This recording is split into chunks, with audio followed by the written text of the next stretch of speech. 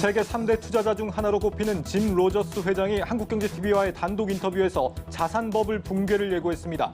주식과 채권, 부동산 가격에 낀 거품이 절정에 이르렀다며 올 연말 채권 시장부터 버블 붕괴가 시작될 수 있다고 경고했습니다. 정부가 한국판 뉴딜 규모를 2025년까지 기존 160조 원에서 220조 원으로 확대한다고 밝혔습니다. 하지만 일부 성과가 나지 않는 산업에 막대한 예산을 추가로 투입하는가 하면 청년들에게는 현금 지원 위주의 선심성 정책을 남발해 비판이 제기됩니다. 오늘 16일부터 인천 계양을 비롯한 수도권 신규 택지의 사전 청약이 시작됩니다. 교통망과 입주 여건 개선 기대감에 3기 신도시 인근 지역의 집값이 가파르게 오르고 있습니다.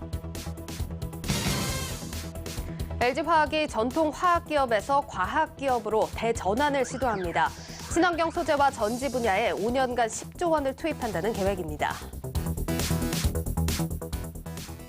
여러분 안녕하십니까? 뉴스플러스 시작합니다. 정부가 오늘 한국판 뉴딜 2.0을 선언하고 2025년까지 대규모 투자에 나서기로 했습니다. 디지털과 그린이라는 기존의 두 축 외에 휴먼 뉴딜이라는 새로운 개념을 추가했습니다. 정원우 기자입니다. 문재인 대통령은 한국판 뉴딜의 투자 규모를 기존 160조 원에서 220조 원으로 확대하겠다고 발표했습니다. 한국판 뉴딜 종합계획을 발표한 지 1년, 그간의 성과를 확신하면서 더 진화된 한국판 뉴딜 2.0을 내놓은 겁니다. 한국판 뉴딜의 진화에 따라 투자를 대폭 확대하겠습니다. 2025년까지 한국판 뉴딜 총 투자 규모를 기존의 160조 원에서 220조 원으로 확대할 것입니다. 한국판 뉴딜 2.0에는 기존 디지털과 그린이라는 양대 축에 휴먼 뉴딜이 추가됐습니다. 휴먼 뉴딜은 저탄소 전환, 디지털 전환에서 소외될 수 있는 사람에 대한 투자, 즉 청년층과 노인, 장애인 등에 대한 집중 지원을 담았습니다. 앞으로 3가지 축을 중심으로 디지털과 그린 전환을 가속화한다는 방침입니다.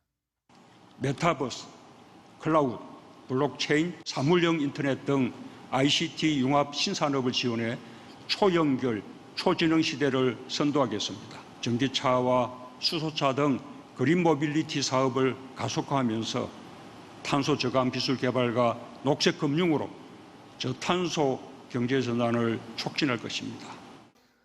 인기를 끌며 완판된 국민 참여형 뉴딜 펀드도 1,000억 원을 추가 조성해 국민들의 관심과 참여도 더 높이기로 했습니다. 문 대통령은 한국판 뉴딜은 우리 정부를 넘어선 대한민국 미래 전략이라면서 계속 진화해 나갈 것이라고 강조했습니다. 한국경제TV 정원우입니다. 이렇게 한국판 뉴딜에 더 많은 재정을 투입하고 있는 정부. 앞서 지난 1년간을 돌아보면 꼭 성공적이었던 것만은 아닙니다. 사실상 실패한 사업에 막대한 예산을 추가로 쏟아붓는가 하면 일부 분야에서는 참여 기업들의 의지를 꺾는 행정이 빈축을 사고 있습니다. 이어서 강미선 기자입니다. 절수형 양변기 부품 업체를 48년간 운영해온 한 기업인. 지난해 그린 뉴딜 발표를 본 뒤 사업 기회가 될 거란 판단에 예산을 받기 위해 백방으로 알아봤지만 소관 부처가 어딘지 파악하는 것부터 막혔습니다. 우리가 얘기를 해도 특별히 어떤 그 주체가 없어요. 법도 다 만들어졌고 규정도 다 만들어졌어요. 물전략 전문업이라고 해서 지원해 줄 수 있도록 돼 있어요. 결국 송 대표는 뉴딜 사업 참여를 포기했습니다. 막대한 예산을 투입한 뉴딜 사업이 민간 기업으로 확산되지 못하는 정책적 한계를 드러낸 사례입니다. 정작 뉴딜 정책을 지원받은 사람도 만족스러운 건 아닙니다. 지난해 약 20억 원을 투입해 뉴딜 인재를 만들겠다고 추진한 공공 빅데이터 청년 인턴십 사업. 사업 참여자들 중 절반은 중도의 일자리를 그만뒀고 그 결과 정부 자체 평가에서도 최하위 등급을 받았습니다. 그런데도 정부는 올해 이 사업 예산을 지난해보다 8배 가까이 늘렸습니다. 정부는 뉴딜 정책 1년이 재정 투입으로 인한 제도 개선과 민간 투자 확산의 마중물 역할을 했다고 자평했습니다. 하지만 전문가들은 아직까지 제자리 걸음 중인 드론과 비대면 진로 법제화 상황을 보면 뉴딜 정책 성과가 모호하고 재정 투입이 과도하다고 지적합니다. 기업들이 움직일 수 있는 투자 환경을 어렵게 만들면서 그쪽은 이제 또 하겠다 이렇게 얘기를 하니까 실질적으로 이제 성과가 좀 더디게 나타나는 거 아니냐. 규제 혁신 이것들을 과감하게 하는 것부터 시작해야 된다고 생각을 하고 있거든요. 올해부터 본격적인 정책 사업을 늘리겠다는 뉴딜 2.0. 기업과 일자리 참여자들의 실질적인 체감도를 높이는 게 정책 성공의 또 다른 관건이 되고 있습니다. 한국경제TV 강미선입니다. 이번 한국판 뉴딜 2.0에서 지난해보다 비중 있게 다뤄진 청년 대책 역시 논란입니다. 근본적인 처방보다는 선심성 현금 지원에 치중됐다는 비판이 제기되는데 2030 세대의 민심 이반을 의식한 정책 아니냐는 겁니다. 이어서 조현석 기자입니다. 한국판 뉴딜 2.0에 담긴 청년 대책의 핵심은 청년들이 목돈을 만들 수 있도록 소득 수준별 금융 지원책을 마련했던 겁니다. 연소득 2,200만 원 이하인 청년에겐 저축액의 최대 3배를 정부가 보태주는 방식입니다. 3년간 매달 10만 원씩 저축한다면 720만 원에서 1,440만 원을 모을 수 있습니다. 이보다 사정이 나은 연소득 3,600만 원 이하 청년에겐 시중금리와 별개인 저축 장려금 36만 원을, 고소득 청년에겐 펀드 소득공제를 지원합니다. 군 장병이 매달 30만 원을 적금하면 10만 원을 정부가 얹어주기로 했고 청년 월세 대출 기준도 완화했습니다. 대한민국의 미래인 청년들에게 맞춤형 자산 형성을 지원하고 주거 안정, 교육비 부담 완화를 위한 정책적 지원을 아끼지 않겠습니다. 이처럼 청년 대책에 공을 들이는 건 청년 고통이 심각하기 때문이기도 하지만 이딴 정책 실패로 싸늘해진 청년 민심을 잡기 위한 의도가 반영된 결과로 풀이됩니다. 관건은 실효성인데 회의적 시각이 더 많습니다. 지원이 없는 것보다 도움은 되겠지만 이미 기성세대와 자산 격차가 크게 벌어져 세금으로 수백만 원 보태주는 방식으론 희망사다리가 되기 어렵다는 겁니다.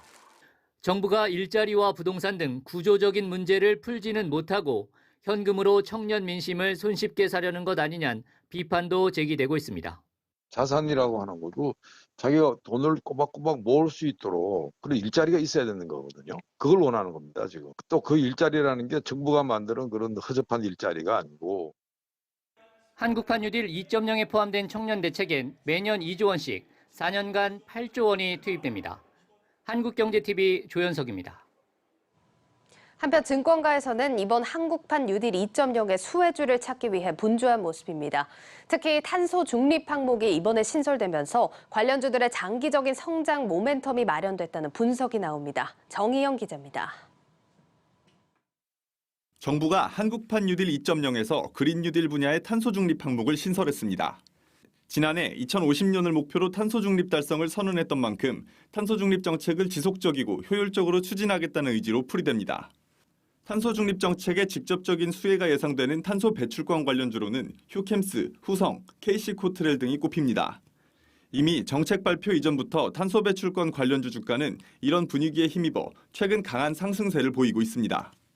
이처럼 탄소 배출권주가 강한 상승세를 보이면서 상대적으로 최근 부진한 주가 흐름을 보였던 풍력과 태양광 등 다른 친환경 관련주들에도 영향을 미칠 것으로 보입니다. 정부의 탄소 중립 정책 실행 의지는 결과적으로 풍력, 태양광 등의 업종 주가에도 중장기적인 상승 모멘텀이 된다는 분석입니다. 예, 친환경 관련 종목들이 이제 작년부터 해서 ESG 흐름 속에서 관심을 많이 받아온 건 사실인데요. 본격적으로 이제 오늘 정부가 뉴딜 2.0을 발표를 하고 탄소 중립에 대해서 이제 새로운 섹터 그리고 키우겠다라는 확고한 의지를 밝힌 것만큼 저는 장기적으로 친환경 관련 산업 그리고 관련 기업들이 이제 성장성이 높을 걸로 전망을 합니다. 친환경 관련주에 대한 이런 새로운 모멘텀은 최근 디지털 뉴딜 펀드 대비 부진한 수익률을 보인 그린 뉴딜 펀드 수익률 제고에도 도움이 될 전망입니다. 최근 한 달 새 국내 설정된 6개 그린 뉴딜 펀드들의 평균 수익률은 마이너스 0.25%로 전체 뉴딜 펀드 평균 수익률 대비 저조한 수준이었는데 이제 이런 기조가 바뀔 수 있다는 겁니다. 그린 펀드가 상대적으로 부진했던 까닭은 지난해 굉장히 높은 성과를 보인 이후 약간 쉬어가는 모습을 보였기 때문이고요. 하반기 들어서 정부 정책의 기조와 글로벌 트렌드가 맞물리면서 다시 한번 관심을 가져보셔도 좋을 것 같습니다. 아울러 한국판 뉴딜 정책뿐 아니라 현지 시각으로 오는 14일 유럽연합 역시 탄소 배출 과세체계 개편안을 발표할 예정이고 11월에는 26차 기후변화 협약도 예정돼 있습니다.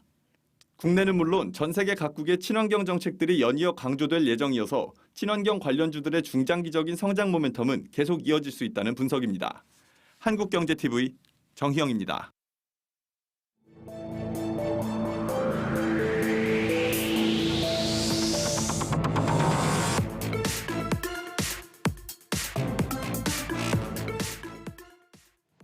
이번 주 금요일부터 3기 신도시 사전 청약이 처음 시작됩니다. 실제 청약 접수는 28일부터라고 하는데 본 청약보다 1, 2년 먼저 진행해 주택 수요자들의 불안 심리를 잠재우겠다는 의도입니다. 홍원표 기자입니다. 3기 신도시 1차 사전 청약 일정이 오는 16일 모집 공고로 본격 시작됩니다. 정부는 수도권 집값 안정을 위해 3기 신도시 사전 청약을 받기로 했습니다. 가장 처음으로 이번 달 인천 계양과 성남 복정, 남양주 진접 등 총 5곳 4,333가구가 청약 대상입니다. 정부는 분양가를 지역별로 나눠 주변 시세보다 20%가량 저렴하게 공급한다고 밝혔습니다. 인천 계양 같은 경우는 3억 원대 후반 정도 되지 않겠나 보고요. 남양주 진접 같으면 3억 원대 초중반, 성남 복정 같으면 6억 원대 정도 될 것 같고요. 위례 신호지방타운 같은 경우는 5억대. 때문에 내 집 마련을 꿈꾸는 청약 수요자들이 대거 몰릴 것으로 보입니다. 집값 상승으로 추정 분양가격 수준이 다소 높은 곳도 있지만 주변 시세보다는 20에서 40% 낮아 젊은 층의 관심이 높을 것으로 보입니다. 특히 서울 강남권 등 출퇴근이 용이한 지역은 청약 수요가 대거 몰릴 것으로도 예상됩니다. 전문가들은 본 청약에 앞서 1, 2년 앞당겨 진행되는 만큼 시장 불안 심리를 진정시킬 수 있을 것으로 내다봤습니다. 다만 일부에서는 분양가가 현재 인근 시세보다 비싸다는 지적도 있습니다. 실례로 인천 계양의 분양가는 전용 면적 59제곱미터가 3억 6천만 원 수준인데 인근 아파트 거래가와 비슷합니다. 또 청년 신혼부부가 6억 원에서 7억 원의 분양가를 감당하려면 대출 규모가 커질 수 있다는 점도 부담입니다. 정부는 오는 10월과 11월, 12월 3차례에 걸쳐 약 3만 가구에 대한 사전 청약을 순차적으로 진행합니다. 3기 신도시가 집값 안정 효과를 거두려면 계획대로 적시에 공급돼야 한다고 전문가들은 입을 모았습니다. 한국경제TV 홍원표입니다. 사전 청약이 임박했지만 시장에서는 서울 집값 안정이라는 기대보다는 우려가 더 큰 상황입니다. 개발 호재라는 인식 탓에 서울 주변 지역의 집값마저 들썩이게 하는 게 아니냐는 겁니다. 당장 개발 예정 지역들 모두에서 집값이 크게 치솟고 있는 것으로 나타났습니다. 이어서 전효성 기자입니다. 3기 신도시인 인천 계양지구. 신도시 개발 계획이 발표된 후 주변 집값은 들썩이고 있습니다. 박촌역 인근 하나 꿈의 그린 아파트 160제곱미터는 지난 2월 4억 1천만 원에 거래됐는데 이번 달 초 1억 원이 오른 5억 원에 거래됐습니다. 25평이 5억 8천에 나왔어요. 4억 6천까지 계약됐었는데 한동안 몇 달 동안 좀 물건이 안 나왔었거든요. 25평이. 내놓은 상태라서 비싸게 좀 내놓으신 편이죠. 35평도 지금 7억 1,400까지 계약이 됐으니까. 곧 사전 청약을 진행할 남양주 진접 2지구입니다. 이곳은 지하철 4호선과 9호선이 들어올 것으로 알려지며 예비 청약자들의 관심을 불러 모으고 있습니다. 신도시가 조성되면 교통망이 개선될 것이란 기대감이 커지고 있습니다. 주변 아파트값은 오르고 일부는 신고가를 기록하기도 합니다. 그동안 저평가받은 곳이라는 인식이 강해 개발 호재가 투자자들을 불러 모으는 겁니다. 실제로 3기 신도시가 들어설 인천과 남양주 아파트값은 올해에만 10% 이상 오르는 과열 현상을 보였습니다. 입주까지는 상당한 시간이 소요되는 만큼 공급 부족에 대한 우려가 쉽게 해소되기는 어려워 보입니다. 특히 주변 지역의 경우 기반시설 확충 등 3기 신도시 개발에 따른 영향이 적지 않을 것으로 판단됩니다. 3기 신도시는 또 청약 수요자들을 서울 바깥으로 내보내 전셋값을 밀어올리고 있습니다. 하남 풍산동 미사 강변 센트럴자이 전용 96제곱미터는 2달 전 4억 2천만 원에 거래됐는데 현재 부르는 값은 9억 원입니다. 사전 청약을 위해선 공고일을 기준으로 해당 지역에 거주해야 하기 때문입니다. 지역 우선 청약 물량이 절반 수준입니다. 3기 신도시가 집값과 전셋값을 자극해 또다시 시장 불안을 키울 수 있다는 경고음이 나오고 있습니다. 한국경제TV 전유성입니다. 내 집 마련 수요자들은 이번 3기 신도시 청약에 어떻게 접근해야 할지가 고민이실 것 같습니다. 전문가 연결해 전략 들어보겠습니다. 리얼투데이 장재현 리서치본부장 전화로 연결돼 있습니다. 본부장님 안녕하십니까? 예, 안녕하세요. 네, 먼저 이번에 이 사전 청약 대상 지역을 보면 인천, 계양과 남양주가 대표적인데 이들 지역 입지를 어떻게 평가하십니까? 우선 상기 신도시 전체 입지를 먼저 생각을 해야 될 것 같은데요. 물론 이번에 인천, 계양이라든지 남양주, 왕숙 이 부분들도 괜찮지만 과천이나 하남, 고양, 창릉, 왕숙 이 지역들도 괜찮게 보여집니다. 특히 이제 과천 같은 경우에는 강남권 접근성이 강하기 때문에 아무래도 이런 부분들이 미래 가치가 높아서 수요가 많이 몰릴 것 같고, 또 어떤 분양가적으로 봤을 때 혹은 GTX 개발 호재로 봤을 때는 왕숙이라든지 고양, 창릉 역시도 굉장히 인기가 높을 것으로 예상이 됩니다. 전반적으로 분양가가 좀 고평가 논란이 나오고 있긴 합니다만 본부장님이 보실 때 주변 시세 대비 좀 알짜 지역으로 꼽히는 곳은 어디입니까? 우선 지금 인천 계양 같은 경우에 분양가가 주변 전용 5구제곱미터를 비교했을 때 약 시세의 75% 수준인 것 같습니다. 새 아파트 기준인데요.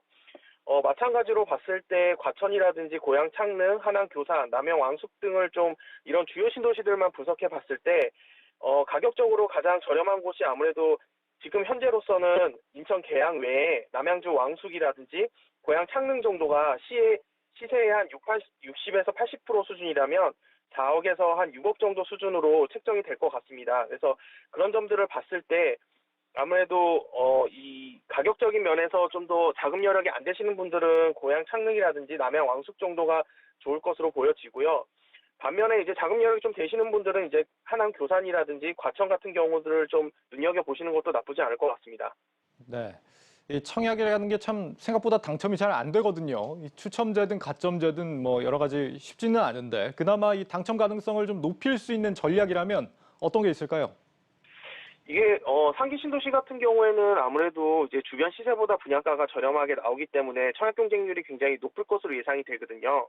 그렇기 때문에 지금은 그런 어떤 전략보다는 이제 무조건 넣어야 된다는 것들이 좀 중요해 보이고요.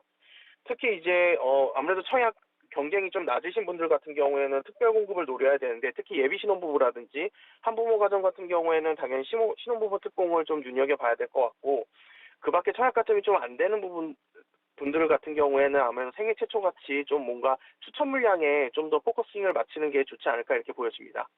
네, 여기까지 듣겠습니다. 말씀 고맙습니다. 네, 고맙습니다. 네, 리얼투데이 장재현 본부장이었습니다.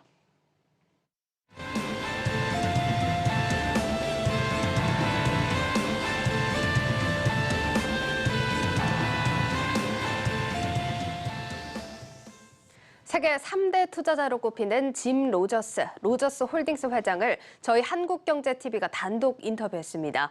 로저스 회장은 주식과 채권, 부동산 같은 자산 가격에 낀 거품이 최고 수위에 다다랐다며 올 연말 채권 시장부터 버블 붕괴가 시작될 수 있다고 전망했습니다. 로저스 회장의 투자 전략, 조연 기자가 직접 들어봤습니다. Hello, Mr. Rogers. Hello. Hi. Good morning. Good afternoon. Good afternoon. Thank you so much for joining us today. How have you been? I've been fine. Well, I've been fine, except I cannot go anywhere. I cannot travel. I would love to come to Korea. Okay, we will start. 최근에 이 버블을 거듭 경고해 오셨었는데요. 이 위기가 얼마나 가까워졌다고 보시나요? Well, there are several bubbles. The bond market all over the world is in a bubble. Interest rates have never been this low in the history of the world. Right. I don't know when it's going to bubble. Pop. Probably not this week, but maybe later this year. That bubble will probably pop all over the world. Property is becoming a bubble in many cities. Seoul, you're in Seoul, you know that property is in a bubble. That bubble will probably pop when the bond market bubble starts popping and interest rates start going higher. Some stocks are turning into a bubble. Samsung never goes down, Apple never goes down, Right. but not all stocks. Many stocks around the world are not up every day. So that bubble has further to go. Once everything is in a bubble, then it'll be the end. I guess the only thing that are not in a bubble are commodity. I mean, silver. Silver's down 50% from its all-time high. Sugar's down 70%. So commodities are not in a bubble, but many other bubbles are forming. 미국 연준이 드디어 테이퍼링을 언급했습니다. 연준 통화 정책은 또 어떻게 평가하시나요? How do I rate it? Horrible. It's going to ruin America. It's going to ruin a lot of people. I think it's absolutely insane to print huge amounts of money and to borrow staggering amounts of money. What will happen is stocks will start going down. Then the central banks, especially in America, will panic. They will lower interest rates again, and things will rally for a while. But then stocks and everything will go down, no matter what the central banks do. And that's when we all should be very, very worried. You can tell all these new investors they should be very, very careful because it is another sign that we're coming towards the end. 이렇게 위기가 다가올 때, 약세장이 다가올 때 어떤 전략을 취해야 할지, 또 직접 운용하시는 포트폴리오는 어떻게 운용하시는지 궁금합니다. The main advice to everybody is only invest in what you yourself know a lot about. Well, I'm going to be buying more silver soon, not right now, but soon if it goes down some more. I've also bought agricultural commodities, and I will be buying more agricultural commodities soon. I've been investing in tourism and travel around the world because tourism and travel have been destroyed. You know, there's a Korean word, I don't know what it is, but it means that catastrophe and opportunity are the same thing. I bought a shipping company in Russia recently. I bought Chinese wine companies recently. I am looking for opportunities where I see disaster.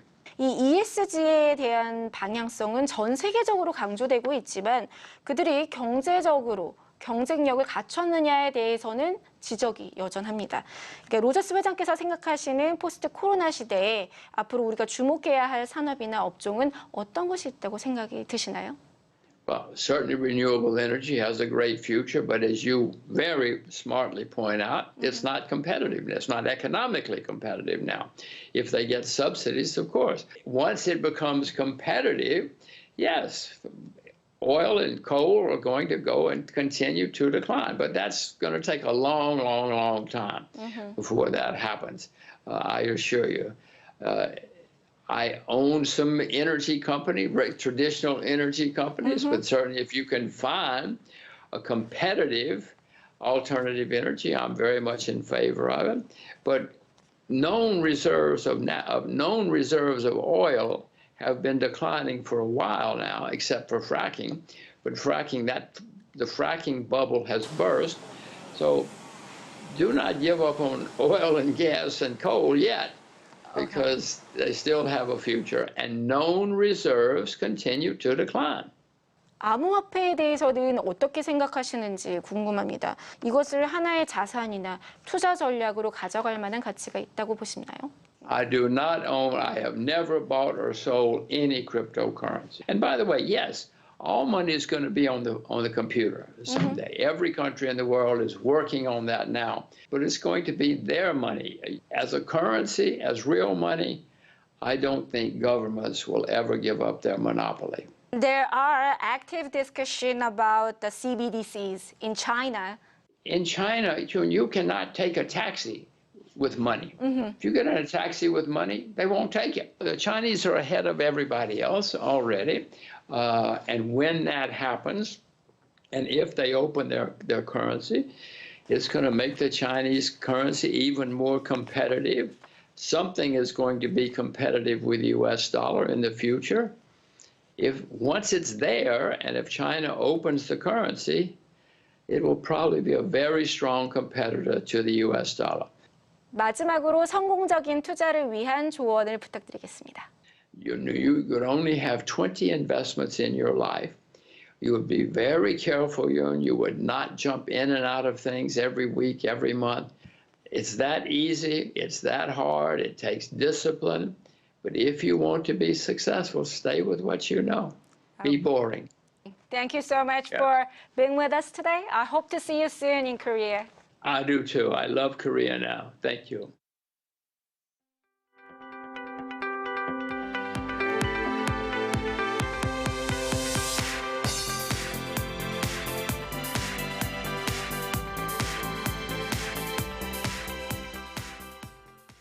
네, 이슈 키워드 시작하겠습니다. 첫 번째 소식부터 살펴볼까요? 예, 첫 번째 키워드 가계 대출 빨라도 너무 빨라 준비했습니다. 네, 대출이 빠르다면 증가 속도가 빠르다 이런 거겠죠? 예, 맞습니다. 올 상반기 우리나라 가계 대출액이 보시다시피 41조 6천억 원 증가한 것으로 나타났는데 상반기 기준 사상 최대 수준입니다. 그렇군요. 경제가 성장하면 뭐 가계 부채가 불어나는 건 물론 자연스러운 일이긴 한데 올 들어 부채가 역대 가장 많이 불어났다는 건 상당히 좀 심각한 일입니다. 정부가 대출 규제를 내놓지 않았나요? 예, 맞습니다.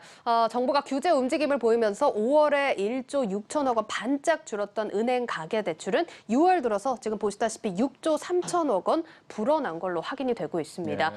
그 이유를 따져보니까 주택 매매와 전세 자금 수요 그리고 재건축과 신축 아파트들의 집단 대출 취급이 늘어난 걸로 조사가 됐습니다. 지난번에는 이 공모주 청약을 넣느라 신용대출이 폭발적으로 불어나는가 싶더니 이번엔 또 부동산 문제가 발목을 잡는군요. 금융당국이 제대로 규제를 하는 건지 모르겠습니다. 그런데 문제는 또 이뿐만이 아닙니다. 뭐 큰 문제는 지금 중소기업과 자영업자들한테 있는데 6월 한 달 동안 대기업 대출 1조 원가량 줄어든 반면에 중소기업 대출이 지금 6조 1천억 원 늘어난 상황이고요. 개인 사업자 대출도 3조 2천억 원 늘어난 상황입니다. 이 길어지는 거리두기로 자금 도달에 어려움을 겪고 있는 기업들의 사정을 보여주는 대목이죠. 네, 불어난 대출을 우리 경제의 뇌관이라고도 표현을 하잖아요. 나중에 금리가 오르면 차주들을 한계로 내몰게 될 텐데 홍남기 부총리, 은성수 금융위원장 대출 자제를 구두로 경고하는 것 말고는 방법이 정말 없는 건지 소극적이고 뒤늦은 대응이 답답하기만 합니다. 다음 소식 살펴볼까요? 예, 다음 키워드 21년 만에 최대입니다. 예. 지난달 취업자 수가 1년 전보다 무려 58만 2천 명이나 늘어났다고 합니다. 지난 3월 이후 넉 달 연속 증가세가 이어지고 있는 건데 경기 회복과 거리두기 단계 유지 또 기저 효과의 영향이 컸다는 분석이 나옵니다. 특히 홍남기 경제부총리 지금 청년층 고용 상황에 주목을 하는 모습인데 자신의 페이스북에서 6월 청년층 증가폭이 20만 명을 상회했다. 이는 2000년 7월 이후 최대폭의 증가다라면서 호평을 내놨습니다. 2000년이면 무려 21년 만이네요. 예, 그렇습니다. 지금 뭐 고용이 양적으로만 개선되는 게 아니라 세부 내용에서도 개선세가 뚜렷해지고 있다는 겁니다. 네. 실제 연령별로 한번 보시면 60대 이상뿐만 아니라 20대와 40대, 50대까지 지금 30대를 제외한 전 연령에서 증가세를 나타내고 있습니다. 특히 우리 경제의 허리 역할이라고 할 수 있는 40대 경우에는 무려 68개월 만에 증가세로 돌아선 건데 보건복지나 운수창고업 또 건설업 분야에서 40대 취업자가 늘었다라고 통계청은 집계를 했습니다. 네, 일자리가 개선되는 건 상당히 고무적인 일인데 앞으로가 걱정입니다. 이달부터는 이제 4차 대유행이 또 본격화되잖아요. 예, 맞습니다. 실제 통계청 역시 4차 대유행으로 취업자 증가세 둔화를 경계해야 한다라고 밝혔는데요. 당장 최근 2달 동안의 상황이 그렇습니다. 지난 4월 65만 2천 명에서 5월에는 61만 9천 명, 또 지난달에는 58만 2천 명으로 취업자 증가 수준이 둔화되고 있는 모습을 나타내고 있는데 온라인 거래가 늘어나면서 대면 산업이라고 할 수 있는 도소매업에서 취업자가 크게 줄고 있기 때문이라는 분석입니다. 네, 타격이 우려되는 도소매나 음식점업, 대부분 이 자영업 소상공인들입니다. 결국은 또 거리두기 상황을 주목할 수밖에 없을 것 같습니다. 마지막 소식 살펴볼까요? 예, 마지막 키워드 물고 터진 미국행 K농산물입니다. 요즘 국내 기업들의 대미 수출이 빠르게 늘고 있는데 이렇다 보니까 물류 대란이 상당히 심각한 상황입니다. 이 신선식품인 농수산품 같은 경우에는 운송이 늦어지면 어려움이 커질 수밖에 없죠. 그런데 앞으로 미국행 수출길에 우리 농수산식품의 선적 공간이 우선 배정된다고 합니다. 한국농수산식품유통공사가 국적선사인 H&M과 협약을 맺고 이런 협업을 이끌어냈다고 하는데 이번 협약으로 하반기부터 미주로 운항하는 H&M의 임시 선박에 농수산식품 전용 적재 공간이 운영이 됩니다. 월 265TU만큼의 쿼터가 배정이 된다고 합니다. 가뜩이나 요즘 한류 덕분에 한국산 식품에 전 세계적 관심들이 높아지고 있는데 참 다행입니다. 농수산식품 수출업체들도 한숨 덜었겠다 싶겠는데요. 예, 그렇습니다. 이번 전용 적재 공간을 이용하고자 하는 업체들은 농수산식품유통공사 수출종합지원 시스템 홈페이지를 통해서 신청할 수 있습니다.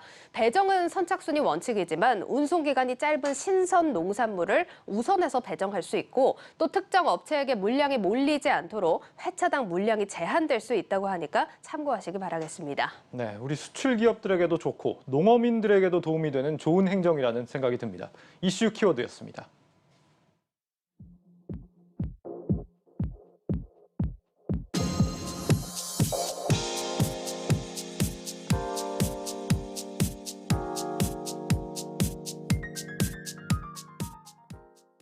일시 중단됐던 55세에서 59세 백신 사전 예약이 잠시 후 8시부터 다시 시작됩니다. 다음 달부터 백신을 받는 40대 이하는 화이자 백신을 주력으로 접종받게 됩니다. 신청자가 몰리는 걸 막기 위해 마스크처럼 예약 오부제도 시행됩니다. 정재훈 기자입니다. 대상자가 352만 명에 달했지만 절반만 채우고 예약을 중단한 55세에서 59세 대상 모더나 백신. 정부는 물량 부족으로 예약이 중단될 수 있다는 걸 미리 알리지 못했다며 공식 사과했습니다. 화이자뿐만 아니라 모더나 백신은 국내에 들어오는 물량이 일정치 않기에 매주 접종 계획을 보완하는 상황이라고 해명했습니다. 사전에 충분한 안내가 이루어지지 못해 접종 대상자와 코로나19 예방접종에 관심을 가져주신 국민 여러분들께 불편을 드린 점 깊이 사과드립니다. 그러면서 19일 추가로 받기로 했던 예약을 앞당겨 오늘 저녁 8시부터 재개하기로 했습니다. 이에 따라 접종 일정도 한 주씩 밀려 50세에서 54세 대상 일정은 한 주 연기됩니다. 또 80만 명이 한꺼번에 몰리는 등 접속 지연을 차단하기 위해 50세에서 54세 접종자는 나이에 따라 날짜를 나눠서 예약이 진행됩니다. 40대 이하 접종 일정은 다음 달 50대 일정이 끝나는 시점에 맞물려 진행될 것으로 보입니다. 40대 이하가 맞을 주력 백신은 화이자로 모더나 백신을 같이 활용하게 됩니다. 접종 가이드라인의 변경에 따라 아스트라제네카 백신은 50대 이상에게만 접종이 허용되기 때문입니다. 전체 대상 인구만 2,200만 명에 달하는 탓에 마스크처럼 예약 오부제로 접종 예약이 이뤄질 전망입니다. 다만 계속되는 예방접종 시스템 접속 과열은 쉽게 해결되진 않을 것으로 보입니다. 0시에 개통하면서 일부 접속 지연이 있었지만 예약은 진행이 되고 있고 아마 기술적으로는 웹 방화벽이 재가동되면서 발생한 걸로 원인을 파악을 하고 있는 그런 상황입니다. 50대 백신 접종 예약이 재개됐지만 주먹구구식 행정이란 비판은 피하기 어려워 보입니다. 한국경제TV 정재홍입니다. LG화학이 친환경 소재와 배터리 분야에 총 10조 원을 투자하겠다고 밝혔습니다. 전통 화학 기업에서 과학 기업으로의 대전환을 선언한 겁니다. 신재근 기자입니다. LG화학은 더 이상 전통 화학 기업이 아닌 과학 기업이다. 온라인으로 열린 기자간담회에서 신학철 LG화학 부회장은 LG화학의 미래에 대해 이같이 밝혔습니다. 원유를 기반으로 플라스틱 소재를 만드는 회사에서 배터리를 포함한 친환경 소재를 만드는 회사로 변신하겠다는 취지입니다. 과학 기업으로의 탈바꿈을 위해 LG화학은 앞으로 5년간 친환경 소재와 전지, 신약 분야에 10조 원을 투자하기로 했습니다. 이 가운데 절반이 넘는 6조 원을 배터리 사업에 쓸 계획인데 일본 기업에 매각했던 분리막 사업도 재추진하겠다는 방침입니다. 분리막 사업은 빠른 사업 역량 강화를 위해서 기술력과 보유 고객 등 시장성을 모두 갖춘 기업을 대상으로 M&A나 조인트 벤처 등을 검토하고 있으며 글로벌 생산 거점도 조기에 구축할 예정입니다. 또 올해 12월 착공 예정인 경북 구미에 연간 6만 톤 규모의 양극재 생산 공장을 시작으로 오는 2026년까지 양극재 생산 능력을 지금의 7배인 26만 톤까지 키워내겠다는 목표도 내걸었습니다. 바이오 소재와 재활용, 신재생 에너지 등 친환경 소재 개발에는 3조 원이 투입됩니다. 폐식용유 등 식물성 바이오 재생 원료와 화석 연료를 기초로 하는 친환경 제품 시장을 적극 공략하겠다는 계획입니다. 국제 인증을 마친 바이오 소재 친환경 제품 9개가 이달 출시 예정인 가운데 자연에서 분해되는 생분해성 고분자 제품을 생산하는 설비는 올해 착공에 들어갑니다. 신약 개발에도 1조 원 이상 쓸 계획인데 오는 2030년까지 혁신 신약 2개 이상 보유를 목표로 임상 개발 단계에 진입한 신약 파이프라인을 11개에서 17개로 늘린다는 방침입니다. 신학철 LG화학 부회장은 배터리 자회사 LG에너지솔루션의 상장 시기를 올해 안으로 보고 있다며 상장 이후에도 LG화학의 지분 가치에는 변함이 없을 것이라고 거듭 강조했습니다. 모든 것이 순조롭게 된다면 빠르면 연내 상장이 가능할 것으로 전망을 하고 있습니다. 상장을 진행하더라도 LG화학이 절대적인 지분, 즉 70% 내지 80% 이상을 보유한다는 사실은 변함이 없을 것입니다. LG화학이 과학기업으로의 대전환과 LG에너지솔루션의 성공적인 상장이라는 두 마리 토끼를 모두 잡을 수 있을지 주목됩니다. 한국경제TV 신재근입니다.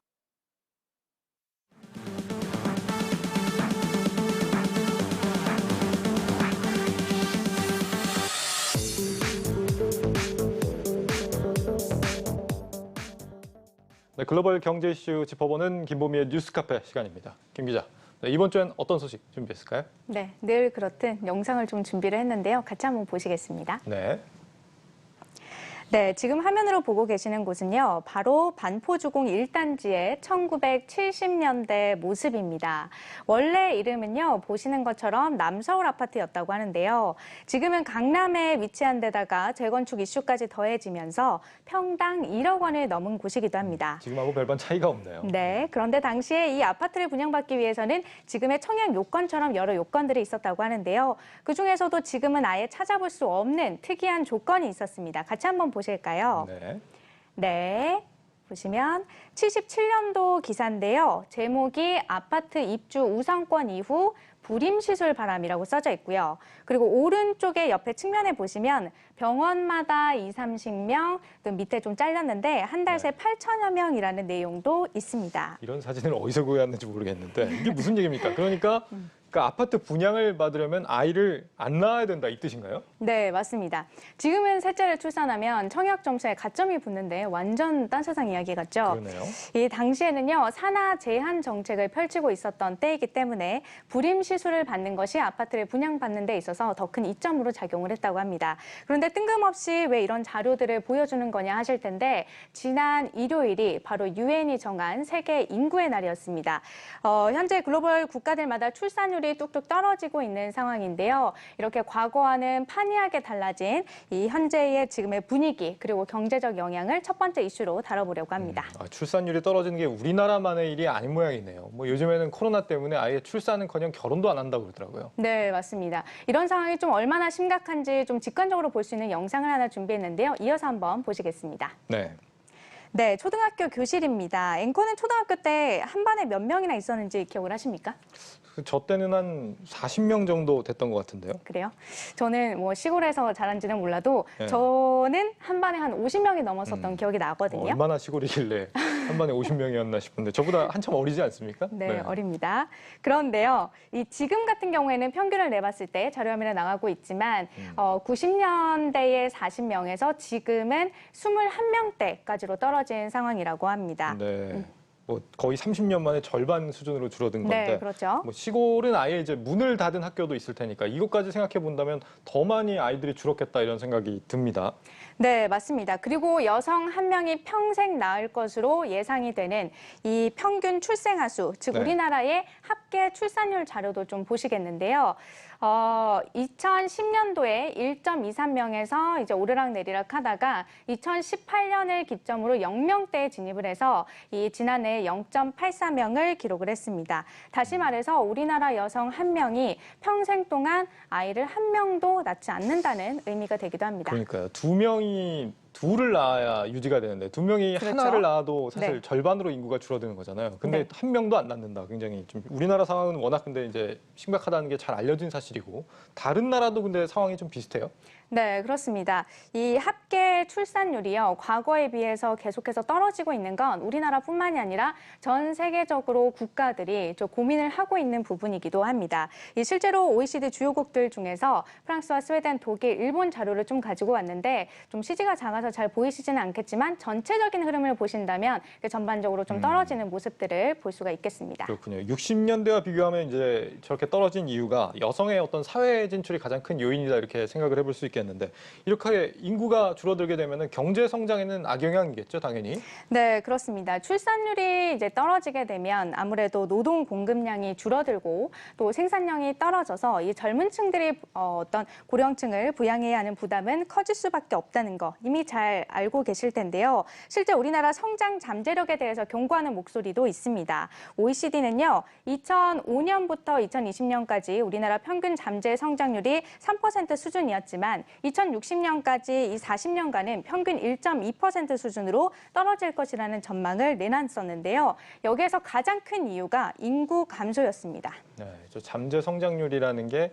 이대로 만약에 구조로 계속 가게 된다면 우리나라 성장률이 앞으로 어떤 흐름으로 이어질 것인가를 표현해주는 지표인데 네. 네, 정부도 이제 그동안 노력을 아예 안 한 건 아니에요. 뭐 어떤 지자체 같은 경우는 이제 셋째를 낳으면은 뭐 빚을 1억을 탕감해주기도 하고 뭐 각양각색의 대책들을 내놨었는데 네. 결국은 제대로 효과를 본 대책은 하나도 없었던 것 같습니다. 네, 맞습니다. 일단 취업도 그렇고 내 집 마련도 그렇고 또 이 결혼도 포기하는 젊은 세대들에게 출산이라는 건 정말 딴 세상 이야기일 텐데요. 또 첫째도 낳지 않는 판국에 셋째부터 지원을 이라는 부분에 대해서도 아쉽다는 지적이 많습니다. 그런데 더 중요한 건 아직까지 우리나라에서 특히 여성에게 있어서 육아와 일을 병행하기란 현실적으로 무리가 있다는 인식이 더 크다는 점입니다. 네. 그래서 사회적인 시스템 구축이 재정 지원 못지않게 중요한 건데요. 요즘 육아 도우미들의 영아 학대 소식이 좀 심심치 않게 들려오고 있죠. 마음 놓고 도우미를 믿지 못해서 도우미들에게 웃돈을 줘가면서 CCTV를 설치하고 있는데 그럼에도 불구하고 이런 사건, 사고들이 발생하고 있는 이 지금 상황에서 이런 부분에 대해서는 정부가 좀 진지하게 고민해봐야 되는 부분입니다. 그렇죠. 뭐 육아나 성평등 지원 같은 어떻게 보면 이제 국가의 어떤 인식이나 문화 자체가 좀 바뀌어야 되는 이런 부분들이 있는 건데 그런데 앞서 이제 김 기자가 언급했던 뭐 프랑스나 스웨덴 같은 나라들을 보면은 이런 나라들은 좀 성평등 의식이 우리나라보다 많이 좋은 그런 나라 아닌가요?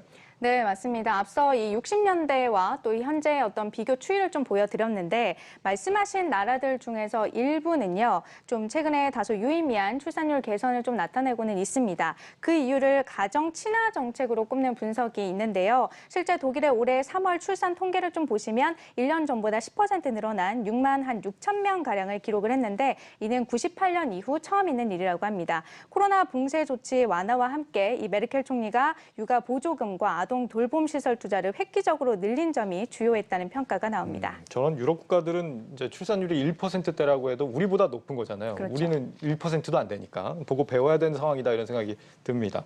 저는 사실 이제 가정 친화 쪽도 중요하지만 일단 우리나라 같은 경우는 집값부터 좀 잡아야 된다 이런 생각이 듭니다. 맞아요, 저도. 네. 뭐 사실 결혼하면은 집 한 채 뭐 줄 수 있을지 없을지 청약 기회 주겠다 이렇게 하는 게 아니라 네.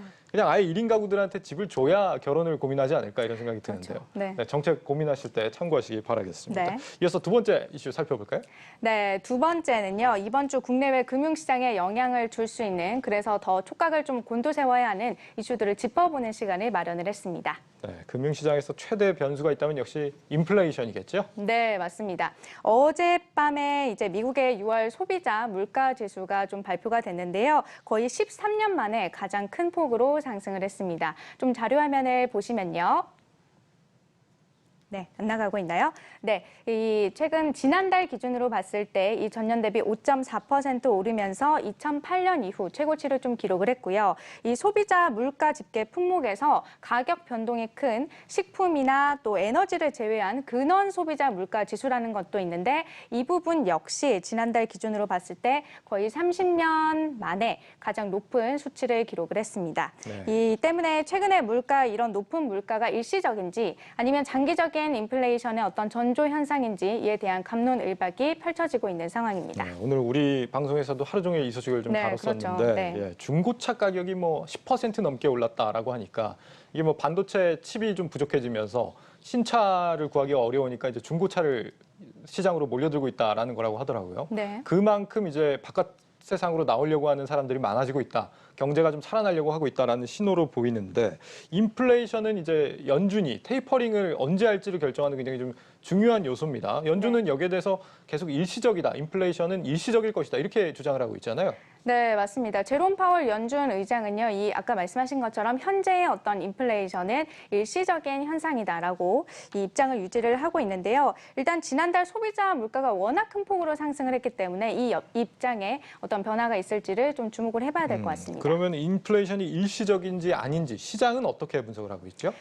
반반으로 나뉩니다. 일단은요, 일시적인 상승이라는 견해를 좀 살펴보시면요. 지난달 아까 말씀하셨던 것처럼 지난달 소비자 물가 지수의 3분의 1가량이 어떤 중고차 가격 지수였고 여기에는 여행 수요 회복이나 또 차량용 반도체 어떤 공급난 이런 일시적인 요인들이 반영돼 있었다는 겁니다. 다시 말해서 반도체 공급난 부족이 해소가 되면 이런 인플레이션 문제는 해결될 수 있을 것이다 라는 견해가 나오고 있고요. 예. 반면에 반대 의견도 있는데 1970년대 이후 볼 수 없었던 물가 폭등이 일어날 수 있다는 우려의 목소리도 있습니다. 실제로 미국 웰스파고 은행의 어떤 경제학자에 따르면 이 저물가 환경을 조성하는 이런 요소들의 영향력이 점점 힘을 잃고 있다라는 분석을 내놓고도 있는데요. 실제로 자국 보호 무역주의가 심화가 되면서 관세가 점점 이 각국 간의 관세가 올라가고 있고 또 우리가 첫 번째 이슈에서 다뤘던 어떤 고령화 문제, 여기에서 생산 인구는 줄고 또 소비 인구는 상대적으로 늘면서 거기에 따른 어떤 인플레이션 문제, 그리고 또 그동안 점유율 확장에 열을 올렸던 디지털 플랫폼들이 이제는 좀 이익을 거둬들여야 되지 않겠느냐라는 압박에 몰리면서 어떤 이커머스 시장에서의 가격 상승 조짐 등이 어떤 대표적인 원인으로 꼽히고 있는 상황입니다. 양쪽 의견 다 그럴듯하게 들리긴 하는데 제롬 파월 연준 의장이 조만간 등판한다면서요? 네, 타이밍이 굉장히 좋습니다. 현지 시간으로 14일과 그리고 또 15일, 우리 시간으로 하면 오늘 밤부터가 되겠는데요. 이 제롬 파월 의장은 미 하원과 상원에서 증언대에 서게 됩니다. 때문에 지난달 소비자 물가지수가 발표된 지 얼마 되지 않아서 나서는 거기 때문에 이 미국 연준의 어떤 입장 변화 또 체크할 수 있는 계기가 될 것으로 보입니다. 그렇군요. 지난번 발언을 보면은 인플레가 좀 지속이 된다고 하더라도 경기가 정상화된다는 게 확실시되기 전까지는 뭐 금리를 조정하는 일은 없을 것이다. 이런 식의 발언을 그 연준 의장이 하고 있는데 또 모르겠습니다. 물가가 오른다는 게 물론 이제 경기가 살아나고 있다는 신호기도 합니다만 다른 한편으로는 너무 과도하게 오른 물가는 경제 성장에 오히려 저해하는 요인으로 작용하고 있기 때문에 마냥 기다릴 수만은 없을 것이다 이런 생각이 들고 우리 한국은행도 연내 기준금리를 올리겠다라고 했는데 이것도 좀 뒤늦어질 수 있다 이런 예측도 나오고 있죠. 네, 맞습니다. 어제 이혁원 기재부 1차관은요, 이 코로나 확산세가 매우 엄중한 상황이라면서 이 변이 바이러스 확산으로 글로벌 통화 정책에도 변화가 감지된다라고 밝혔습니다. 세계 각국이 코로나 재확산에 따른 경기 불확실성에 대응을 하기 위해서 돈풀기를 그대로 이어갈 것이다라는 메시지를 넌지시 비친 겁니다. 재정은 계속 풀겠다. 통화 정책은 그러면 어떻게 될까요?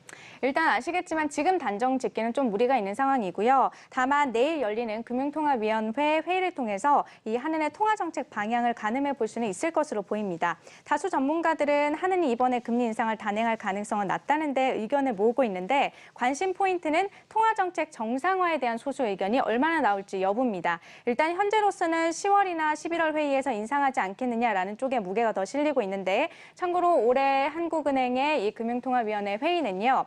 내일과 그리고 8월, 10월, 11월 이렇게 총 4차례가 남아 있습니다. 내일 금통위는 금리 결정보다는 이주열 총재의 발언을 좀 주목해서 봐야겠다는 생각이 듭니다. 김보미 기자였습니다. 잘 들었습니다.